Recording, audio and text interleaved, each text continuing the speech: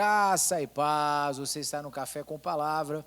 Eu sou o pastor Igor Marçal e nós estamos falando aqui na nossa temporada sobre atos de justiça, tá bom? Então, acompanha com a gente aí. Se você ainda não é inscrito no nosso canal, se inscreva, ative aí as notificações e venha conosco aí, crescendo aí na graça, no conhecimento, aprendendo algumas coisas aí sobre os ensinos de Jesus. Comigo nessa temporada, pastor Zait, sempre conosco aí, e o pastor Sandro, compartilhando conosco aí da experiência dele junto ao Tiago, junto ao trabalho que tem realizado como igreja local, e está sendo um papo muito bacana. Nesse vídeo, e aí nós vamos começar com você, Sandrinho, nesse vídeo nós vamos falar o seguinte: quem são os órfãos e as viúvas do nosso tempo? É lógico, além do óbvio, né? Que sempre foram. Mas, ou às vezes também não, às vezes não, é só o órfão mesmo, aquele que não tem pai, que não tem mãe, que mora no orfanato.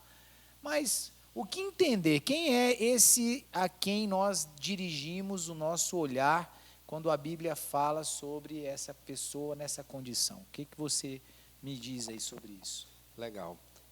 Quando a gente olha hoje para a nossa sociedade, nós vamos ver que o principal motivo de haver muita violência, muita criminalidade, que está dentro da violência, óbvio, muita desigualdade, muita injustiça, começa com a base da família.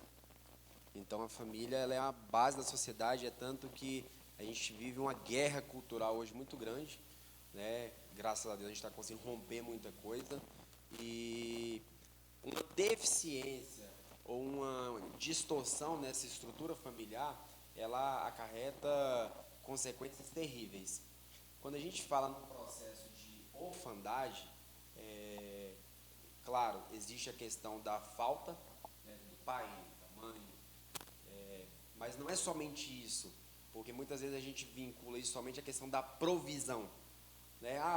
O papel do pai é levar o alimento para o filho, o papel da mãe é cuidar junto com o marido do filho, mas o sentido de orfandade não é só quando um ou outro falta na questão de óbito ou algo do tipo, mas quando não há um acompanhamento, quando não há um alicerce para que aquela família venha a ser uma família estruturada, ali entra princípios de orfandade. Então, no nosso projeto mesmo, a gente hoje acompanha famílias onde a mãe está lá, o pai está lá, só que eles não conseguem desenvolver essa família. E aí nós entendemos a importância de chegarmos com a provisão no sentido de orientação, no sentido de acompanhamento, e um lar destruído, ele vai trazer aquele conceito de órfãos de pais vivos, né? Sim. Porque o pai está lá, mas ele não está cumprindo com o seu papel, não está, no caso de um cristão, não está desenvolvendo o seu sacerdócio no lar. No caso de um ímpio, ele não está entendendo a importância dessa estrutura para uma sociedade digna. Então, quando a gente pensa na questão de ato de justiça voltado para o órfão, nós precisamos abrir mais o leque, nós precisamos alargar mais as tendas, entendendo que muitas pessoas que estão conosco vivem processos de orfandade.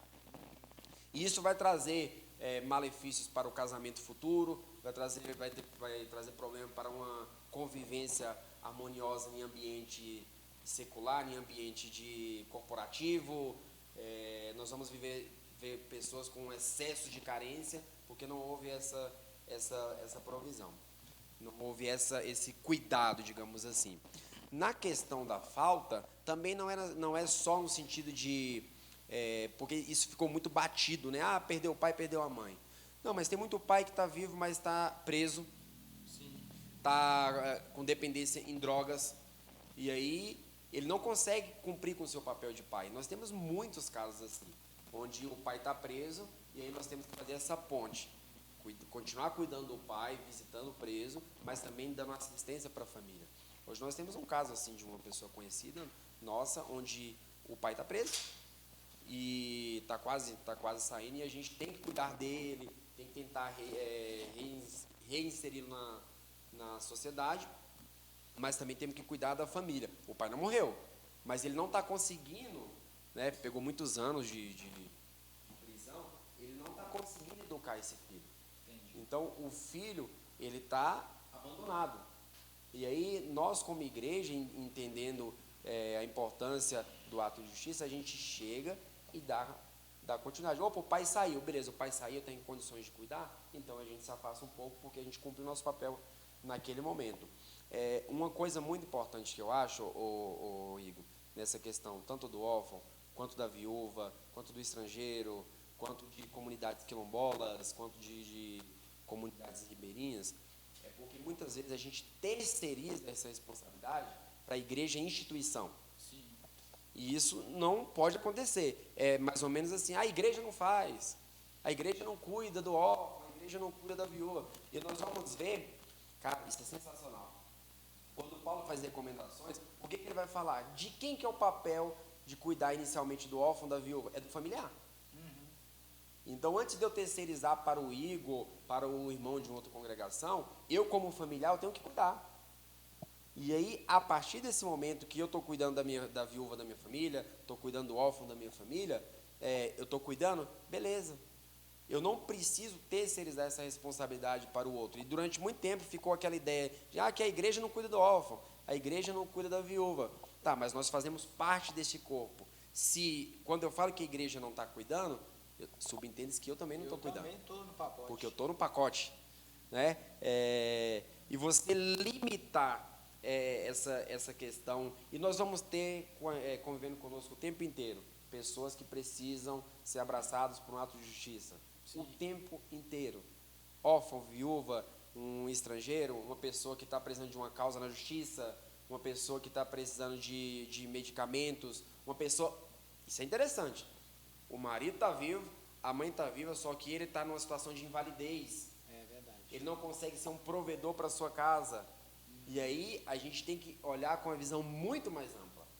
Né? Eu dou graças a Deus pelo nosso projeto, pelos irmãos que caminham conosco, porque a gente conseguiu alcançar um status onde a gente consegue entender, precisamos fazer uma intervenção nisso aqui.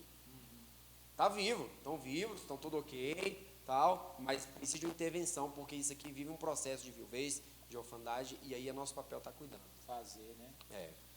Pastor Zait, quando a gente fala do cuidado, né, dos órfãos, com os órfãos e com as viúvas, às vezes as pessoas pensam que esse cuidado ele se restringe, né, dentro de tudo isso que o Sandro está falando aí, apenas a levar comida. Vai lá, tá aí tua cesta básica e um joinha. O que essa ação de justiça, de atos de justiça, engloba no cuidado com órfãos e com viúvas, na sua visão? O que isso engloba? Será que é só ir lá e dar comida? Só ir lá e dar o pão? Ou tem algo além? Tem algo além, sim. Essas pessoas elas precisam de afetividade, né? Sentir pertencentes a uma família novamente, né? Porque elas perderam a conectividade com familiares, né? O órfão não tem um pai, não tem uma mãe, e a viúva perdeu seu esposo, né? E quando a palavra fala de viúva, fala daquela que não tem como sustentar, né? Perdeu aquele que dava provisão para ela, né? Então, assim, mais do que alimentação, né, essas pessoas precisam se sentir abraçadas no meio em que elas possam sentir que tem acolhimento, amor, carinho, né, e relacionamento, né? Essas pessoas precisam de relacionamento, porque às vezes elas estão abandonadas e não conseguem, pela situação dela, até se aproximar de outras pessoas para se relacionar mais. Uma coisa que eu penso muito sobre isso aqui, fora do óbvio, né, do órfão, aquele que perdeu os pais, e da viúva, aquela que perdeu o esposo, também esse contexto da situação disfuncional de um pai ou uma mãe que não consegue, por alguma razão, prover, né, na vida do seu filho, em todos os sentidos, né? Às vezes essa provisão, às vezes ela é financeira, às vezes ela é uma provisão de alimento, mas não é uma provisão afetiva, não é uma provisão de destino, não é uma provisão de direção. Então, de certa maneira, em alguns aspectos, essa presença desse espírito de orfandade vai, talvez, em alguns pontos da vida não estar presente, mas em outros sim, não é? A questão da viúva, o mesmo sentido. A questão, por exemplo, hoje a gente vive numa realidade no Brasil onde há uma crise gigante da ação sacerdotal do homem, não é? É claro, tem também crise nas outras pontas, né? A questão do universo da mulher, o feminismo aí batendo a porta, a questão das crianças, etc. Mas eu vejo que todas essas outras disfunções, elas acabam tendo uma raiz na ausência de homens que exerçam o seu sacerdócio plenamente, né? Não que não estão exercendo de alguma maneira. Às vezes o cara o provedor, consegue colocar a comida, o arroz lá na despensa. E hoje em dia colocar arroz na despensa está tenso, né? O cara tem que ser bom para colocar, né? Tem que ser. Se vai colocar arroz hoje, né? É tenso. Mas então, só que aí acaba que dentro desse contexto aí entende-se como o suficiente. Então, não existe disciplina, não existe afeto, não existe amor, não existe destino, não existe orientação espiritual, não existe nada.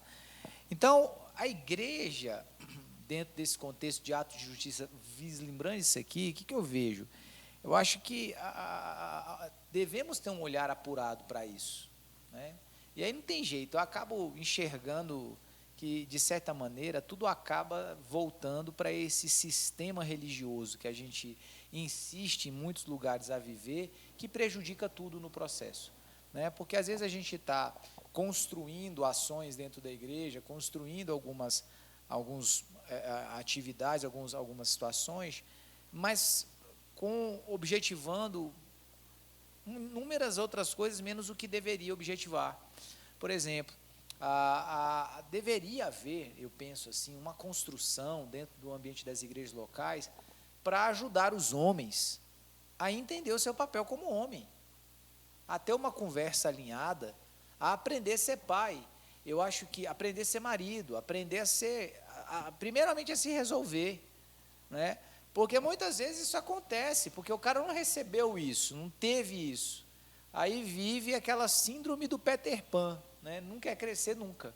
E esse Peter Pan casa, esse Peter Pan vira pai, né? E aí ele é pai, quer andar com carro rebaixado, com roda de 300 mil real, com som, e a família passando necessidade. Então não cresceu, continuou um eterno adolescente, uma visão infantilizada de uma coisa que já tinha sido resolvida lá atrás.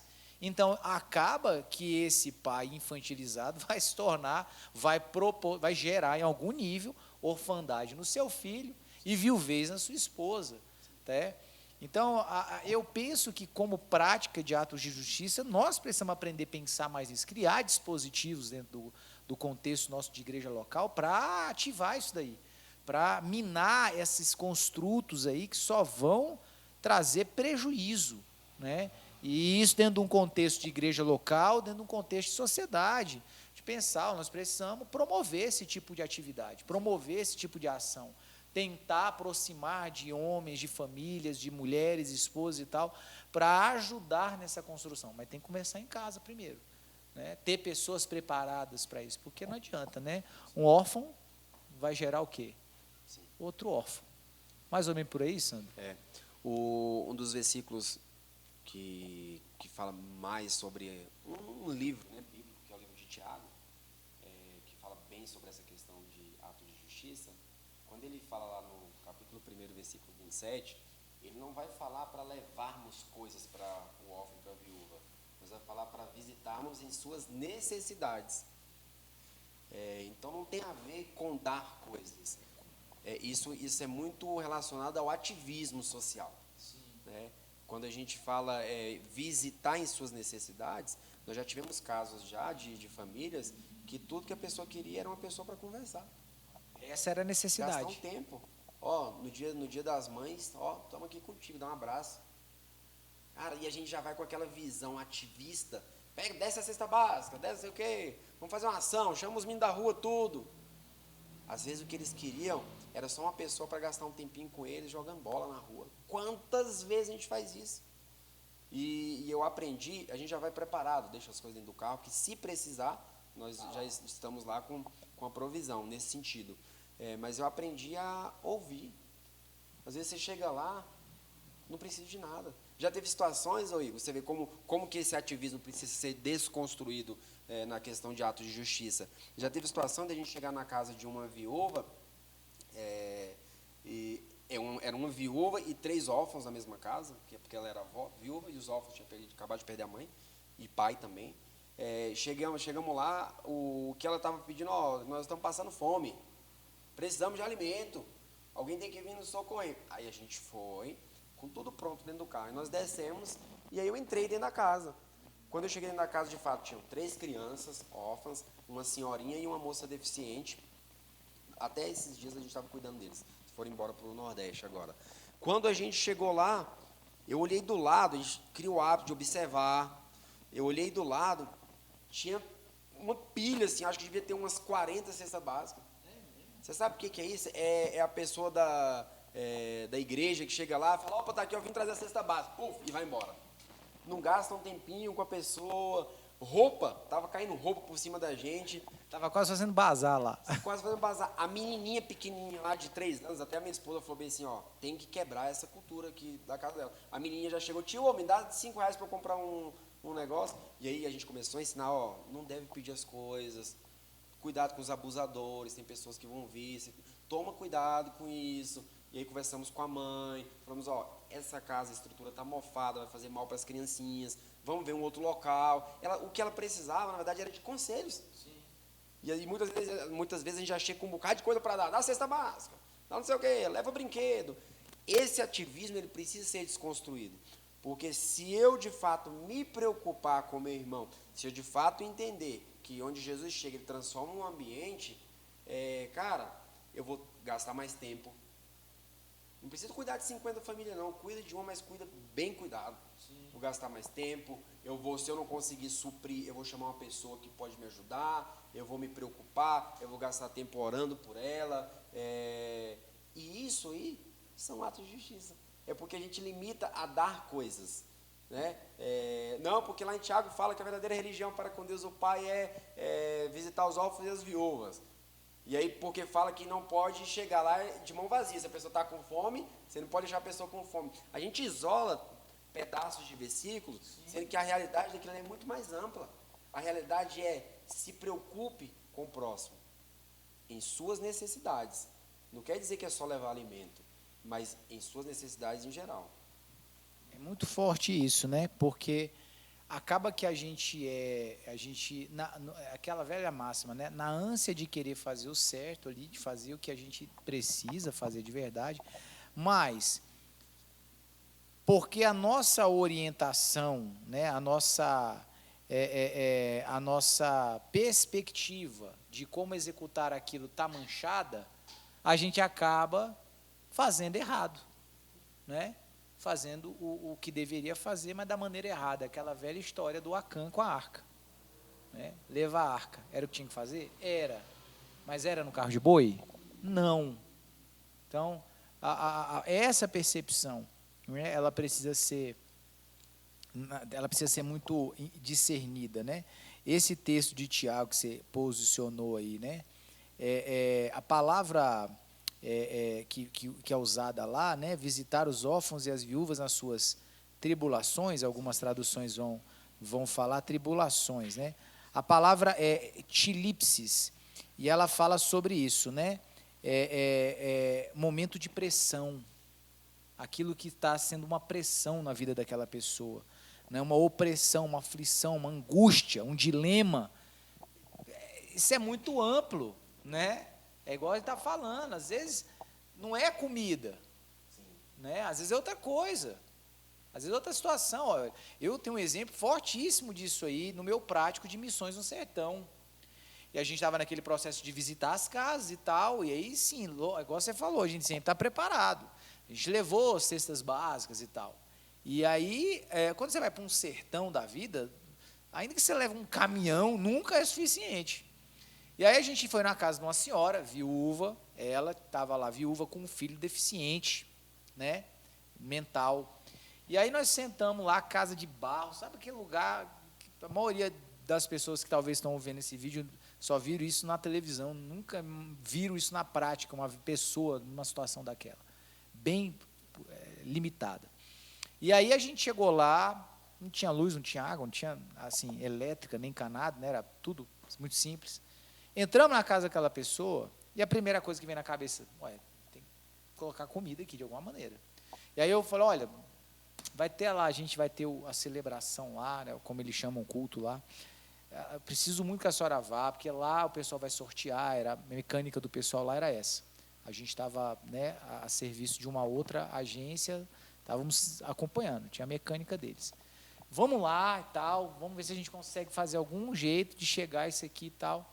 E aquela senhora me ouvindo, ela virou para mim e falou o seguinte, meu filho, a cesta básica vai ajudar, de fato, a gente precisa. Ela contando, assim, depois de ter gastado uns 20 minutos falando, né, contando a história dela, olha, meu filho morreu, a esposa, perdão, meu marido morreu, eu tenho esse menino aqui, ele problema e tal, e a gente está em um período de seca muito grande, tive que vender a criação, porque senão ia morrer de sede, a gente está com um restinho de dinheiro que a gente compra uma coisa ou outra e tal, contando a história dela, sem qualquer tipo de espírito de mendigância, ela simplesmente contando a história, né? E a gente ouvindo ela contar.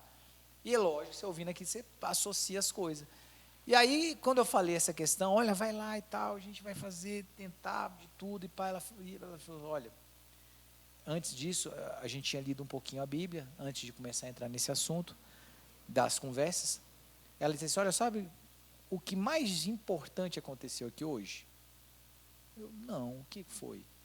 Ela, olha, pela primeira vez na minha vida eu estou ouvindo a Bíblia. Eu nunca ouvi a Bíblia. Ela não sabia ler? Eu nunca ouvi, primeira vez que eu estou ouvindo a Bíblia. Você podia ler mais? Logo de imediato eu ter falado da questão da cesta básica. Então, olha que interessante, né? Então, a gente precisa, eu acho que é exatamente como o Sandro falou, quebrar essa cultura de achar que eu vou lá, empurro cesta básica no povo, volto para casa e pronto, minha missão está cumprida. Pratiquei os atos de justiça. Vou casar com Jesus. Rapidinho, eu vivenciei isso lá no Nordeste. A gente tinha uma equipe lá e durante muitos meses a gente estava levando cesta básica para a família. Ato de justiça sendo feito. E nunca nos preocupamos em relacionar com ela. E aí um dia, depois de muitos meses, acho 6, 7 meses, a pessoa falou bem assim, por que vocês não dão uma panela para ela? Como é que é? Dá um quê? Uma panela. Não, mas ela não tem panela não. Fala, não, quando vocês vão embora, ela pega a cesta e vai cozinhar no vizinho. Meu Deus. Então você vê a 6 importância, meses. se duvidar até mais, você vê, se a gente estivesse se relacionando verdadeiramente com ela, a gente ia falar assim, e a panela? Não é? E o gás? E a lenha? Né? Então, esse ativismo, cara, a gente tem muita história, assim, a gente mesmo vivenciando coisa errada, a gente aprendeu muito nesses anos, esse ativismo, ele precisa ser desconstruído, esse formatozinho padrão, para fazer tem que ser assim, vai, leva sopa, tira foto, toca 3 hinos, vai embora. Ok, pode fazer, não é errado não. Não é errado não, sim. Mas qual a motivação? Será se não existe uma outra forma de alcançarmos? Será se de fato estamos sendo eficazes, né? Sim. Nessa ação? Quando a gente de fato está alinhado na palavra, a gente começa a fluir de uma maneira correta. Verdade. Por isso que eu digo que toda fundamentação tem que ser na palavra. É verdade. Começa a perceber as coisas, né? Ao invés de sair ansiosamente fazendo, né, pastor Zé? Até porque tem os aproveitadores também, né? Tem aqueles que abusam da boa vontade e acabam querendo se beneficiar de forma errada, né? Tem tudo isso. Amém. É isso aí. Pois é, pessoal. Então, continue conosco. A gente ainda tem assuntos muito bacanas para tratar aqui sobre atos de justiça. Espero que você esteja gostando. Deixe aí nos comentários o que você está achando e se você entendeu sobre atos de justiça. Deus abençoe e fique na paz. do Senhor Jesus.